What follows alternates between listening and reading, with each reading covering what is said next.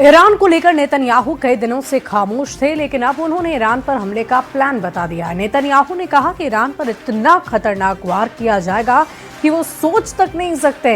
Iran की तरफ से भी नेतन्याहू की धमकी का रिएक्शन आ गया है।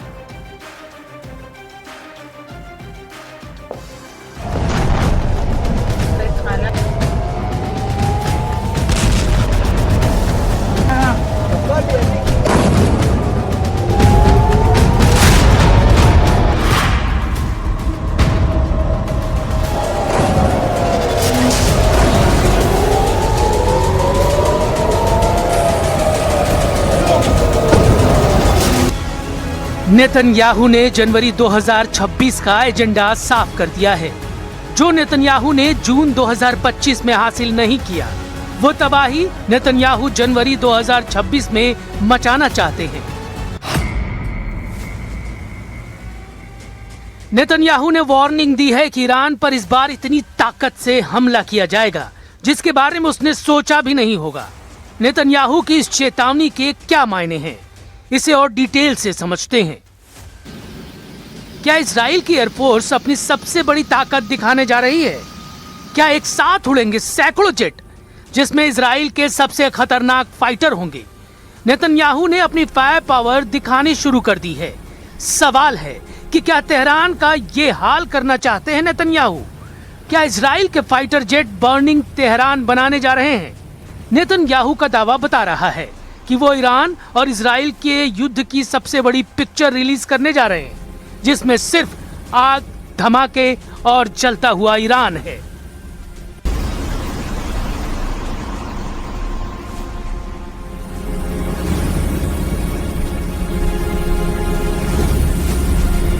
इजराइल का F-15 फाइटर जेट फिर तैयार किया जा रहा है। इजराइल के बहुत ही सीक्रेट एयरबेस से आई इस वीडियो ने तेहरान से लेकर मॉस्को और बीजिंग से लेकर दुनिया के तमाम हिस्सों में अलर्ट जारी कर दिया है। खबर पक्की बताई जा रही है क्योंकि पश्चिम एशिया में नया खौफ बहुत बड़े सवालों के साथ पैर पसार रहा है।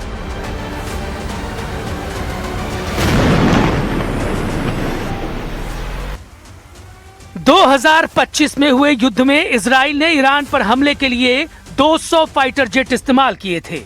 क्या 2026 में इजराइल अपनी पूरी एयरफोर्स यानी करीब 300 जेट के साथ हमला करेगा? अभी इजराइल के पास 66 F-15 है, 25 ऑर्डर पर है। इजराइल के पास 173 F-16 है और उसके पास 48 F-35 भी है।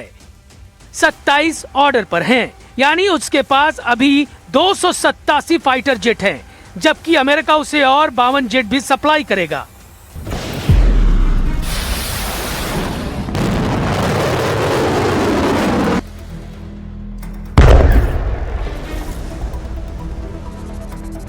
ईरान को लेकर इस वक्त डोनाल्ड ट्रंप ने युद्ध वाली तैयारी का ऑर्डर जारी कर दिया है।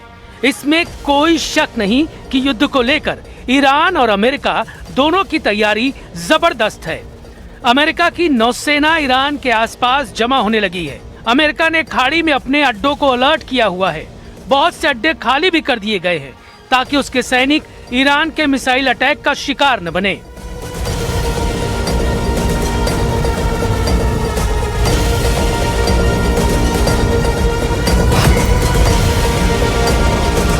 इन सब के बीच वार्निंग डोनाल्ड ट्रंप की तरफ से भी जारी हो रही है।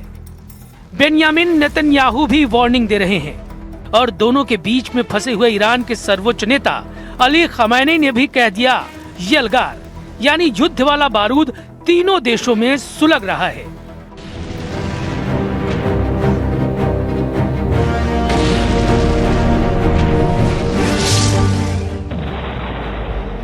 नेतन्याहू पहले ही इजराइल की वॉर फैक्ट्री को हफ्ते के 7 दिन और दिन के 24 घंटे चलाने की बात कर चुके हैं। वो ये भी कह चुके हैं कि युद्ध के लिए जो भी चाहिए होगा वो हासिल किया जाएगा।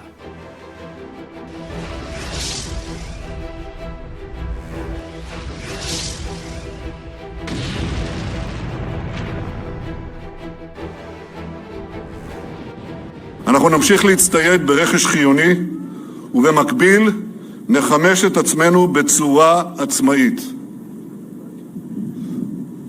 אני לא יודע אם יש דבר כזה מדינה שהיא כולה עצמאית.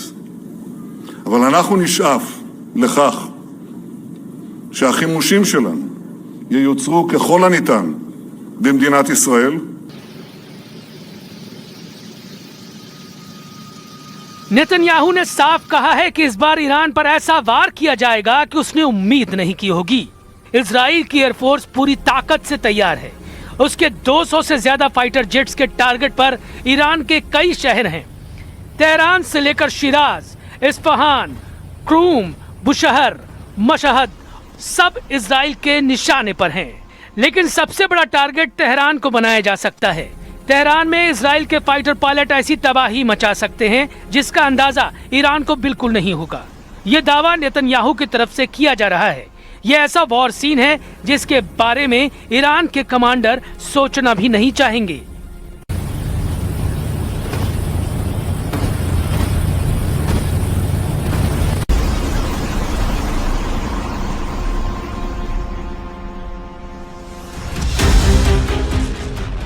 नेतन्याहू ईरान की ताकत को 2026 में ही खत्म करना चाहते हैं, लेकिन इजराइल की ताकत बढ़ाने के लिए उन्होंने 10 साल का एजेंडा फाइनल कर दिया है।